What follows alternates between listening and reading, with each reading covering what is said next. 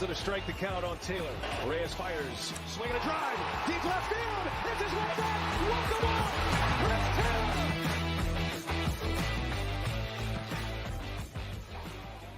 What's up, everybody? Welcome into DodgerHeads Live, presented by DodgerBlue.com, part of the Blue Wire Podcast Network. My name is Jeff Spiegel, joined today by Matthew Moreno, Daniel Starkand. Yet another live show, 3 in a row. We don't have an official trade to announce, but you could make a case that the story that came out today from the LA Times is actually far more interesting than the actual trades that the Dodgers have made. The LA Times reporting that the Dodgers have engaged the St. Louis Cardinals on a trade involving Nolan Arenado. I'll just read the important portion here, Matt, and then you can take it. It says the Dodgers have engaged in talks with the Cardinals to acquire the 8-time All-Star third baseman. They could also send a starting pitcher, Jack Flaherty or Jordan Montgomery, to LA for a package of major leaguers and prospects. The Cardinals would want young pitching in a deal. They have eyed Bobby Miller, Gavin Stone, Ryan Pepio, and Emmett Sheehan, according to people with knowledge of the situation. A trade would also likely include the Dodgers sending Max Muncie or Chris Taylor, if not both, to St. Louis. Arenado does have a no-trade clause, but is expected to have no issues waiving that to come to the Dodgers. So, Matt, I'll come to you. This is a name that has kind of been circulating out there. It felt like the biggest name that had even been mentioned as a possible trade candidate, which means the Dodgers were going to be in the mix because they always are going big game hunting. Give me your thoughts on just the report. There's a lot in there. The pitchers involved, the prospects involved, Muncie and Taylor involved. So give me just your immediate reaction when this came out from Jorge Castillo. My first thought was, okay, like this is now, we have legitimate like talks have been held. And again, like it is obviously according to sources, but Jorge Castillo, LA Times, like they're not going to run with something unless it's basically been confirmed that some talks have been had. And obviously, you know, whether that's the Dodgers or Cardinals calling and saying, hey, what about an Arenado trade? And the phone, you know, sort of hanging up, like, or did they get into some, you know, substantial negotiations, which it seems like maybe we're somewhere in the middle. Yeah. If there's an idea of who the Cardinals are sort of looking at. So that was my first reaction, was like, okay, you know, maybe this is something that could happen. Because up until now, it's been, you know, if the Cardinals are going to trade Arenado, if it's going to possibly be the Dodgers, he would waive his no trade clause. And that's just kind of like, well, yeah, like, obviously, like, I don't think that that's too much of a surprise. So before, you know, we get into kind of the names and stuff, I think that was definitely my first reaction, was like, okay, like maybe this is something that could have some legs. Yeah, the Cardinals, the reports were that they were not going to trade him unless he requested a trade. Unclear whether he's officially requested a trade. The piece from Castillo does say that he has not been happy with the decisions that the Cardinals have made as far as putting a winner out onto the field. I believe it says last offseason he was unhappy and had voiced that displeasure with the Cardinals. The Cardinals obviously struggling this year, but the whole point when they trade players, they've been one of the teams that, hey, we want to compete next year. We expected to be much better. So, Daniel, I'll come to you. A name that has been linked to the Dodgers seemingly for a decade. It was never going to happen when he was a member of the Rockies. Now he's a member of the Cardinals. He's got 4.5 years left on his contract, I believe. Give me your initial reaction to the Dodgers potentially landing another superstar in Nolan Arenado. Yeah, I'd say my reaction was pretty similar to Matt's. Like, we've heard the name for years, obviously, and even in the last few weeks, we've heard it tossed around, but this is kind of the first substantial, you know, rumor linking them together that there's actual talks going on. I'd still say it's probably a long shot to happen. Like you said, the Cardinals still want to compete long term. They're not, you know, even though they're sellers at this deadline, they're not going into full teardown mode. Yeah. But hey, if they did want to trade Nolan Arenado, looking at the Dodgers farm system, they have a lot of guys who have either reached the major leagues already or close. So theoretically, you know, you could put together a package that works. And we also know the Cardinals have some pitchers, both starters and relievers, that the Dodgers have had interest in. So maybe there's a package that works where the Dodgers are getting back Arenado and one of those starting pitchers, or maybe a Jordan Hicks. And like you mentioned from the report, they're giving back, you know, one or two of their major league guys, one of their, you know, top pitching prospects that's close to the majors, and then maybe, you know, a couple other prospects. But I mean, we'll get into, you know, the specifics, I guess. I'll you know, refrain from giving my thoughts on the Muncie part of this until we get into that. But you know, hey, it's good to see that the Dodgers are you know, looking for big names. We thought it'd be kind of more of a low-key deadline. We know pitching is a need. But I don't think anyone would be necessarily mad if they get Nolan Arenado. Yeah, look, if you can't limit the other team's ability to score runs by adding an elite starting pitcher, maybe you zag and say, let's just try and score 10 runs every game and hope for the best. Let's talk about the compensation piece because, as we've kicked this around a little bit, that's been the most polarizing piece. So let me get this out in front. Bobby Miller is not going to be involved in any trade.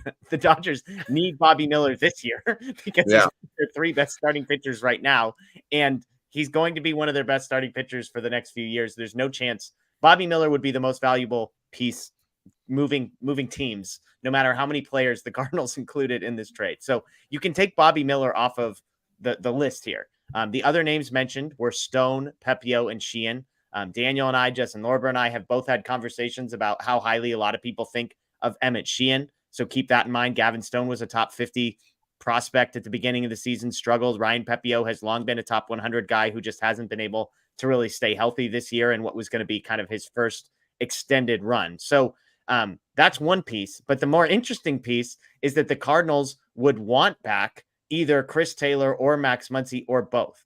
Now, on one hand, I thought this was the Dodgers saying we're not taking back all of Arenado's money unless we can dump one of our guys on you. And dump is the wrong word because Taylor and Muncy are both players of value. You could make a case in Taylor's maybe more so that he's probably overpaid for what you're getting for him.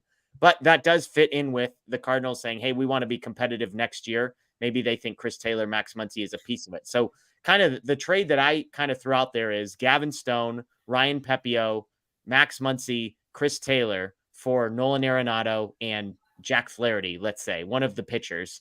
To me, I'm booking the Uber and mailing it in. Daniel, I know you were a little bit more skeptical of that piece. So walk us through why Max Muncy for you is kind of a guy that you're hesitant to give up. Because to be clear, I like Muncy and I agree with a lot of what you're about to say. It just would tip the scales for me.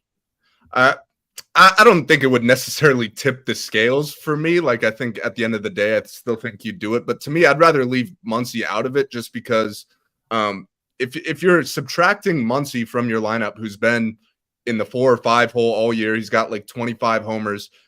He's got like a WAR. I think he's got like a 1.8 WAR right now. And replacing him with Arenado, like, yes, that's an upgrade probably on both sides of the ball. I'd say Arenado is a slightly better hitter and a much better fielder, even though the fielding metrics have not been great this year.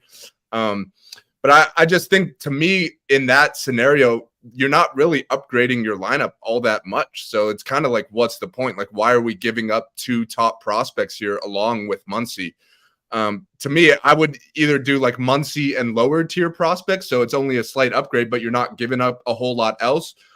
Or you're keeping Muncy and you're playing him at second base, more or less every day. At that point, you got Arenado at third. And then that way you still have Muncy in your lineup and you're adding Arenado, and he's essentially taking the Chris Taylor at bats. He's taking the Miguel Rojas at bats. He's taking some at bats away from, the David Peraltas and Jason Haywards and Kike and all those guys, where that's a very substantial upgrade as far as your lineup goes. And then you have both Arenado and Muncy in your lineup. And then I think if that's the case, there's no question that the Dodgers have the best lineup in baseball. Like, that would just be ridiculous, adding Nolan while not subtracting any key contributors. But to me, I wouldn't do Muncy and, Gavin Stone and Pepio or Michael Busch or whatever. To me, it would have to be an either or type of deal. Chris Taylor, I have no problem giving up. Like you said, he would probably be involved for financial reasons. I don't think the Cardinals would be super stoked to add Chris Taylor thinking he's a game changer or anything, but that would help offset the money a little bit. And for me, I just think I'd want to keep both Muncy and Arenado and then kind of build like a super lineup, Matt, I'm going to loop you in here in just a second. Daniel, I'm curious. Would you swap out Michael Busch for Max Muncy? Like, if they said we either want Busch or we want Muncy, you'd say, okay, Michael Busch is yours.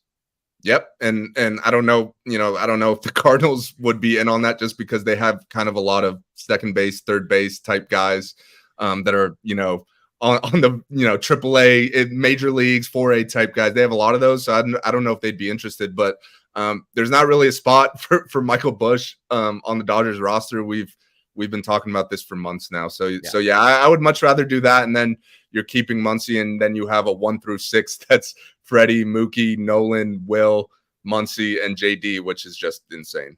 Yeah. Don't forget Miguel Rojas too. Yeah, and it's worth pointing out Muncie's got a club option for $10 million next year, so that's an incredibly valuable deal. Which is part of the reason why he has value to a lot of people. Chris Taylor has 2 years, and it looks like about $26 million left on his contract with a club option for $12 million after that. So not a terrible contract, but given the performance we've seen from Taylor the last year and a half or so, I don't think he'd be getting that on the free agent market. Matt, let's loop you in here. Give me your thoughts on Daniel's perspective on sort of the strong desire to keep Muncie. Are you in the same camp? I'm not in the same camp. I can see the reasoning behind it. I guess for me, it comes to, I don't see the Cardinals necessarily making the trade without Muncie being in it, unless like the Dodgers said, okay, then fine, Bobby Miller instead of Muncie, which I don't anticipate them doing. No, and I would be upset with that. Yeah. With Muncie, I appreciate his value and what he does bring to the lineup. And Daniel made a bunch of great points. I think for me though, there's almost too much of like, I think what's carried some of Muncie's advanced metrics, and I mean his walk rate, fine, but like give him credit, he goes on these stretches where he just hits home runs in literal bunches, right? And so that's great. But then we also see 2-3 weeks where he's striking out a ton again.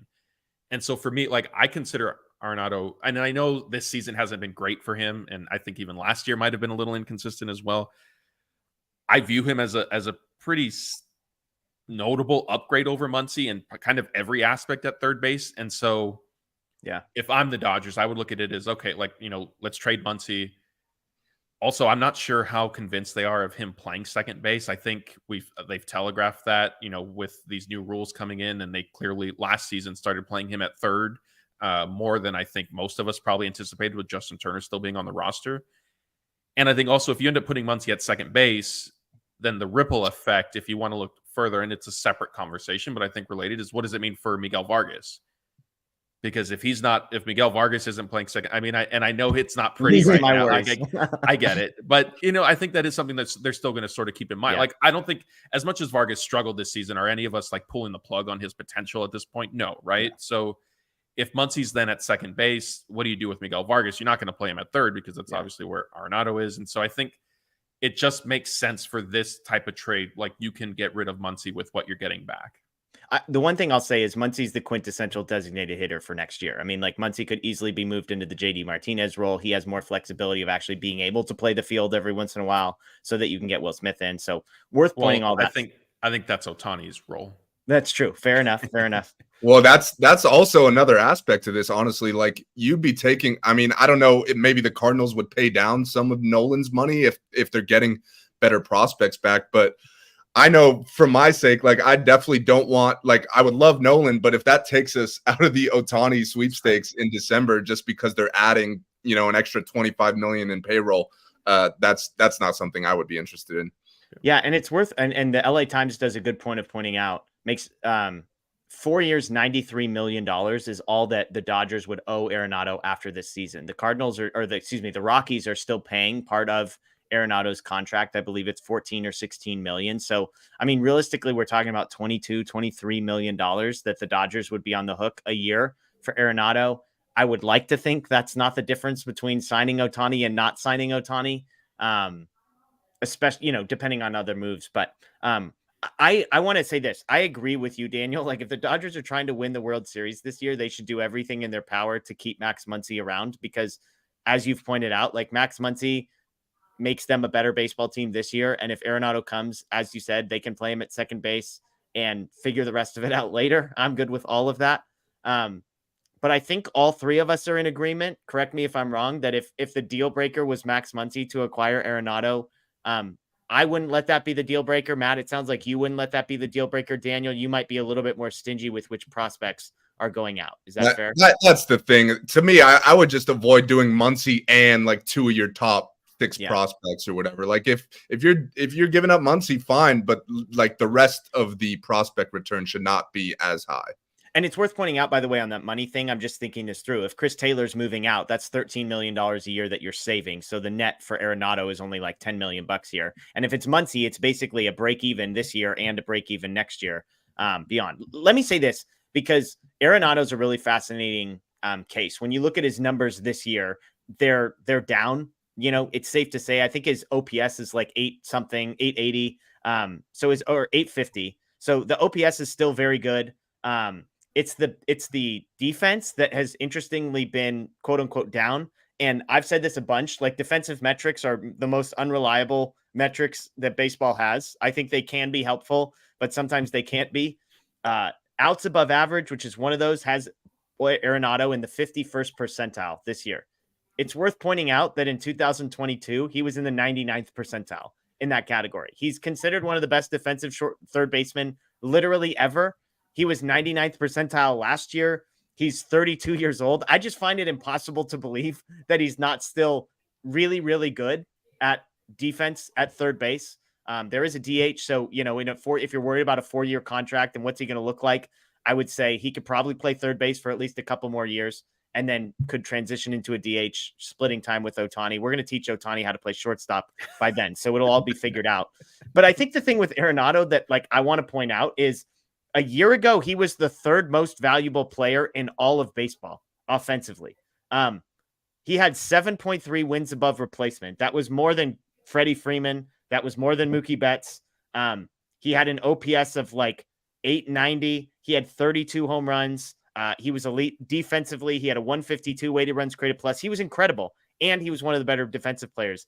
This season, he's on pace to hit more home runs than he did last year. And the OPS is down 25 points. So I just want to push back a little bit on how elite is Nolan Arenado still, because we're 6 months removed from him being one of the 3 best offensive players in all of Major League Baseball. He had a compelling case to be included in the MVP. I mean, he was in the MVP conversation. I think did he finish second in the MVP last year?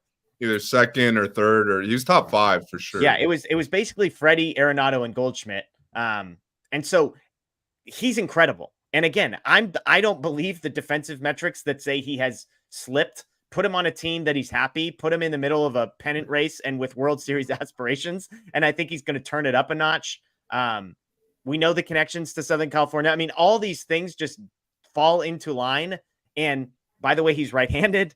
We've been talking about the Dodgers needing to add right-handed bats. He's a right-handed bat, happens to be a pretty good one. So to me, it's just all of that is incredible. In one player, you're getting a guy who's a good clubhouse guy. He's not going to mess with any, it's not the Machado trade where you just got to plug your nose and cross your fingers and hope that things stick around all right for the next couple of months. But to me, this is whatever it takes short of Bobby Miller, I'm interested in.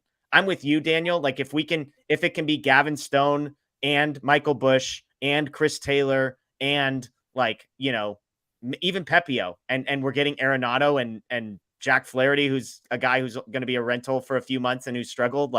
To me, that's a slam dunk trade to me. I would not like to include Muncie, but it wouldn't be a deal breaker.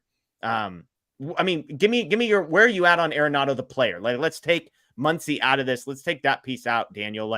I just said a year ago, he was the third most valuable offensive player in Major League Baseball. He's on pace to be quote unquote less valuable this year. Do you think at 32 that we're seeing slippage? Is it just a combination of factors? Is he on the downward trajectory? Where are you at on Arenado right now? I mean, I think it's natural for a guy that's 32 and has been in the league for 10, 12 years to start at least some sort of decline. That doesn't mean he's still not very good and he's not going to have 3 or 4 still really good years. I still think he's a really good player. Started at third base for the National League in the All-Star game. So that tells you, kind of where he ranks among his peers. I still think he's really good. I'm kind of in agreement with you. I'm not too worried about the defense. I think if he goes from a team that's 20 below 500 to a team that's, 20 above 500 and he's in a pennant race, that's some rejuvenation there. Grew up a Dodger fan. So, we know the history there. I think it a change of scenery would probably do him good and he'd probably have a really good second half here. So yeah, I still think he's a really good player. And I also think, kind of like you were mentioning, as far as him being right-handed, I think compared to Muncie, it's a lot different of an offensive profile. Like Muncie, they both hit a lot of home runs, but with Muncie, there's a lot more swing and miss, and there's a lot more walks too. But with Nolan, he doesn't walk as much, but he doesn't strike out nearly as much, which is why you see him driving in a ton of runs every year. The guy drives in 100 to 120 runs every single season. And that's because he puts the ball in play and he's a good situational type hitter, which if I have one gripe with Max Muncy, and I've talked about it on the show, he is not a good situational hitter. Like anytime he's up there with a guy on third and 1 out or a guy on second and no outs, he doesn't change his approach at all. And there's a lot of swing and miss there, which is not, when you're talking about the postseason, that's kind of where you need that situational hitting. So I still think he's a really good player. Like you said, he was in the MVP mix, 6 months ago. So I still think that guy's still in there. Yeah, I mean, Daniel, you and I both know what Matt was trying to say without actually saying it. And I think I owe someone a bet that I lost, Matt not quoting batting average at some point when comparing Arenado to Max Muncy and the fact that Arenado's hitting about 100 points higher. I mean, we both know that's what Matt was thinking in the back of his head as he talked about those two. But kudos to Matt for holding it back. And Daniel eventually got to it for him. So good stuff there. Let's get to a super chat from Randy Hoffman. Randy's not happy, guys. Nobody will say it, but he's going to. The Dodgers are not interested in winning this year. I'm guessing he means to say they are not going to do anything at the deadline. Well, here we are on a video where we're talking about them potentially acquiring Arenado. That would qualify as doing something. I agree with Randy that if the deadline were now and all they did was acquire Ahmed Rosario and Kike Hernandez, I think that would be a totally fair criticism. Matt, for me, I look at this and say, hey, check in with me on Tuesday. And I know I've said Monday a bunch of times. Tuesday is the trade deadline. Check in with me on August 1st, and we'll see how serious the Dodgers are winning. I even had a conversation with Fabian Ardaya this morning, and it's an interesting thing because he's like, hey, the Dodgers are going to be aggressive. And I kind of joked, like, the hard part is Fabian Ardaya, who's in the know, can tell me the Dodgers are being aggressive. But until that actually results in players coming to the Dodgers and putting on a jersey, like nobody really cares how aggressive you are behind closed doors if it doesn't result in anything. So, Matt, I think we're all on the same page that the Dodgers are interested in winning. I was trying to get out of Fabian, how serious are they interested in winning? Like, are they all in on putting together a title contender this year? But I just tend to believe they are. Nothing in the Dodgers history has told me that they're willing to just sort of be mediocre or not as good as they could be. And, just for the sake of, well, there's always next year. Yeah, I think, and we've discussed this in years past, like the notion of, all in or not is difficult to sort of quantify. Like there's no real way to quantify it, right? Like if they are legitimately pursuing a Nolan Arenado trade, that's in my eyes, like trying to go, all in, if you will. Yeah. But still, like we discussed on our Joe Kelly video this morning, like it's a seller's market. And Andrew Friedman, as much as I think he wants to win, as much as the Dodgers want to win, they're not going to, I'll use the Angels as an example just because it's a trade that kind of just happened. They're not going to give up, their number 2 and number 3 prospects from their farm system for rentals. I don't think. Yeah. Like I just don't see that happening. Now, something like this where you're getting Arenado for multiple years, and I would imagine that the Dodgers don't make this trade without also getting a starting pitcher because that is a significant need. I mean, who knows? Maybe Hicks at some point, as they talk through different iterations of how this could look, maybe he enters the picture instead of a starter, which I wouldn't necessarily love, but who knows? Like, I don't think this is going to be, all the Dodgers got from the Cardinals, great as he is Nolan Arenado. Because they do need, at the end of the day, like arguably their biggest need is pitching and probably starting pitching. We've discussed it in the past, and as Gonsolin has continued to struggle, Julio's continue to struggle. Like they arguably need like 2 starting pitchers, you could say. So I think they're trying to win. And, again, like, yeah, if it, Tuesday comes and, we're sitting here at 4:30 and all that sort of happened was, Kike, Ahmed Rosario, maybe an under the radar relief pitcher, even if it's Joe Kelly, then I think at that point we can start having a conversation of, well, wait a minute, what's the goal here? What's the purpose? But even then, I would argue that the Dodgers are basically just going to come out and say that we trust our guys internally, which they tried last year. And there is reason, like there is talent there. But like I said, last year, things go wrong. And I think this year we've already seen things go incredibly wrong, that to sort of bank on these guys coming back later in the season, I think will be a riskier proposition than it was last year. Yeah, if you're just joining us, folks, again, we're talking about a report from the LA Times and Jorge Castillo today that said that the Dodgers have engaged the Cardinals on a trade for Nolan Arenado. That does not mean that they are close. That does not mean that something is necessarily imminent. And yet, I would say, I don't think the LA Times is going to come out and write a piece like this if it had a 0% chance of happening. It included in there is some of the guys that the Cardinals have expressed interest in. Again, some of the top pitching prospects, and they named them. Bobby Miller, who we've all agreed is not going to be included in any deal unless it's basically the entire Cardinals roster that the Dodgers can just choose which guys they want to come over. Emmett Sheehan, Ryan Pepio, among Gavin Stone, among the pitching prospects. Also, the fact that Max Muncie and or Chris Taylor were mentioned by name. Like, these are all little details that tell me that this isn't just smoke. This isn't like Andrew Friedman calling and getting hung up on. This is a dialogue that has happened, and the framework of a deal has at least been mentioned. It included the fact that Jack Flaherty or Jordan Montgomery, heck, maybe both, could be coming to the Dodgers as the Dodgers try and bolster their rotation. So again, if you're just joining us, nothing is confirmed, but there are reports linking the Dodgers to Arenado. The conversation that we've been having is, what would be too much to give up for Arenado? What is his value? And specifically, I think the lightning rod conversation here is Max Muncie's potential inclusion.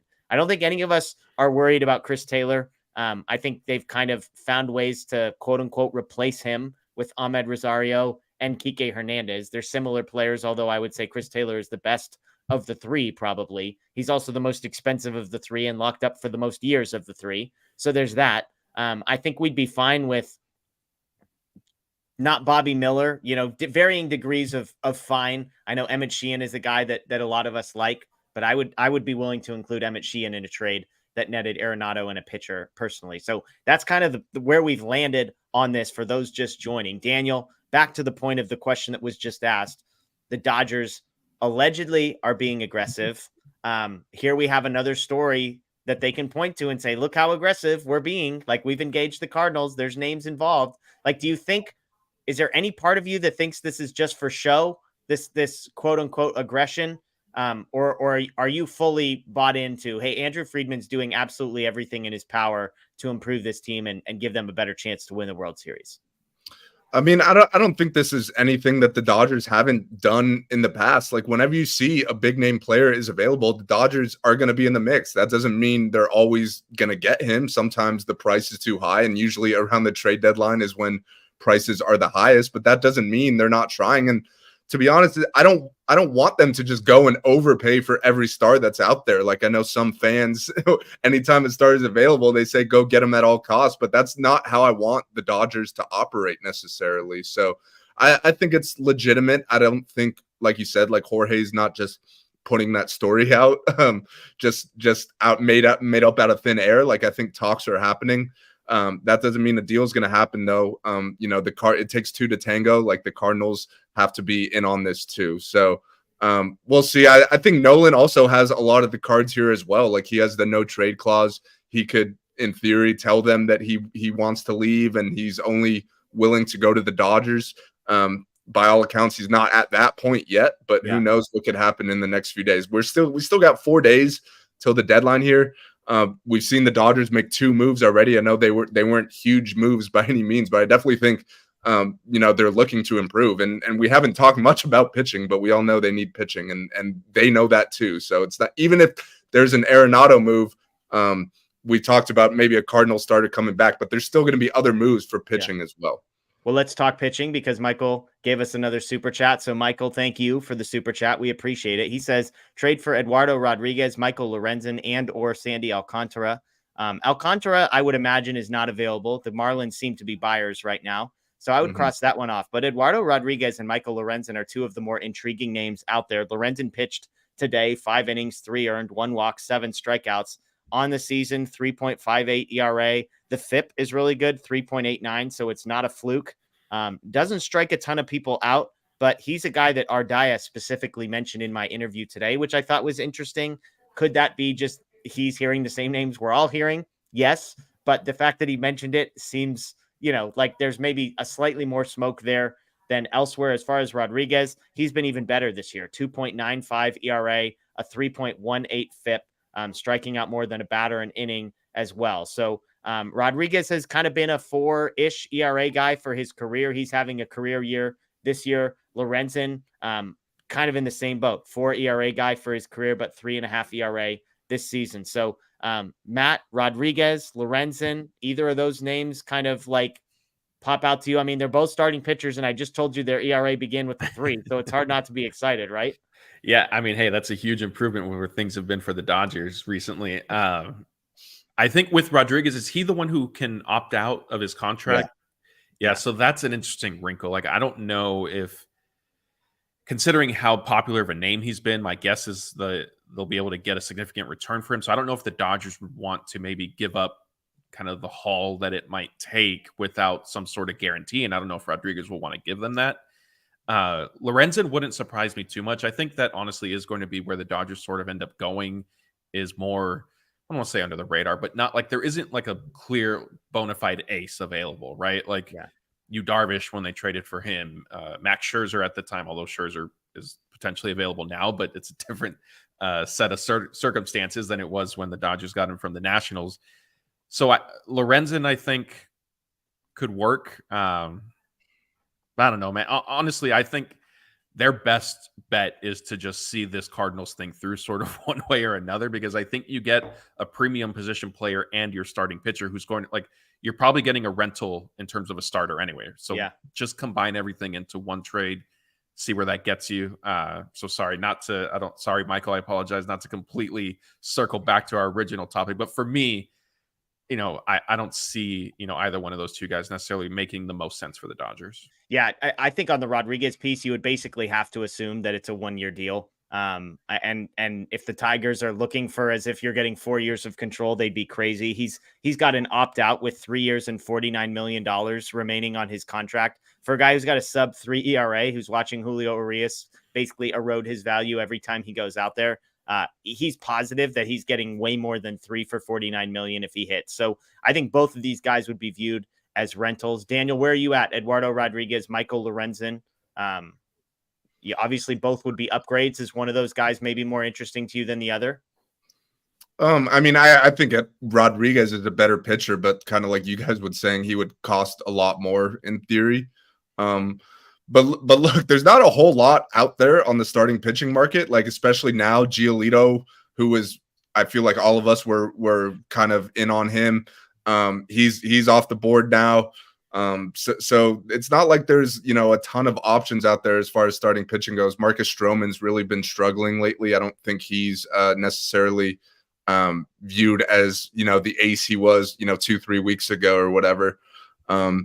So yeah, if you could get a Lorenzen for cheap because he's in an expiring deal, you do it. But I just think with the way the starting pitching market is, I'm in agreement with Matt. The price might be a little too high.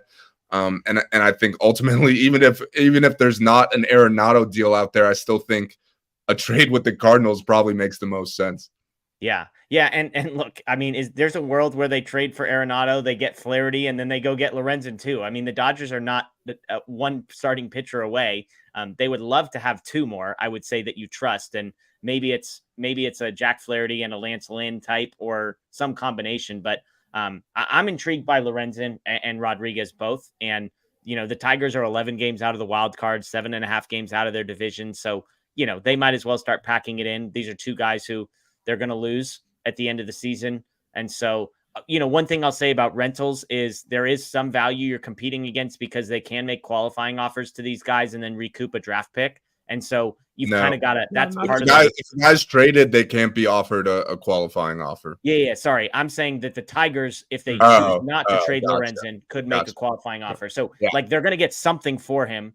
Rodriguez couldn't. I think if he opts out, I don't know how the rules work on qualifying offers if he opts out of a contract. But my point is just like, it's not like, well, shoot, we're going to get nothing for Lorenzen. We have to trade him for nothing. Mm-hmm. They're going to get a 2nd-round pick, basically, for him in the offseason. So just something to keep in mind. But I think Rodriguez and Lorenzen are both interesting names. And again, with Giolito off the market, I could see Lorenzen and Lance Lynn being a scenario that the Dodgers end up in if a Cardinals trade doesn't materialize. But something to monitor there. So keep an eye out on this story. Again, Jorge Castillo of the LA Times is the one who had it first. So keep an eye on if there's a little bit more smoke here with the Nolan Arenado connected to the Dodgers. Again, as I'm reading that story, I'm like, the LA Times wouldn't just put this out if it wasn't credible. And there's so many specific names in there. Those are the clues that I look for. This isn't, hey, the Dodgers are connected to Arenado. It's the Dodgers are connected to Arenado from a reputable source, and here are the 6 guys that the Cardinals are interested in. That's a very specific set of people. And even just like naming Pepio and Sheehan and Stone and Miller, but not naming Grove, or not naming, like, there's guys that they left off of that list that sort of belong in the same category. So keep that in mind. But be sure to subscribe here, Dodger Blue 1958 on YouTube. We'd love to have you join us for the rest of this. Again, Tuesday for the trade deadline, we'll be doing a live show from about 2:15, 2:30 on through 3:30-ish. So right up until the trade deadline, and then after as the last minute deals trickle in. But if there's breaking news like this, like the trades the last couple of days, we're able to hop on here live right away. Check out DodgerBlue.com. And by the way, if you're a podcast person, check us out. Search DodgerHeads on Apple, Spotify, and Google. Every time we do a show like this, we do post it as a podcast as well. So worth checking that out. That is Matt. My name is Jeff. That is Daniel. We appreciate you joining us as always. Enjoy the rest of your day. And of course, go Dodgers.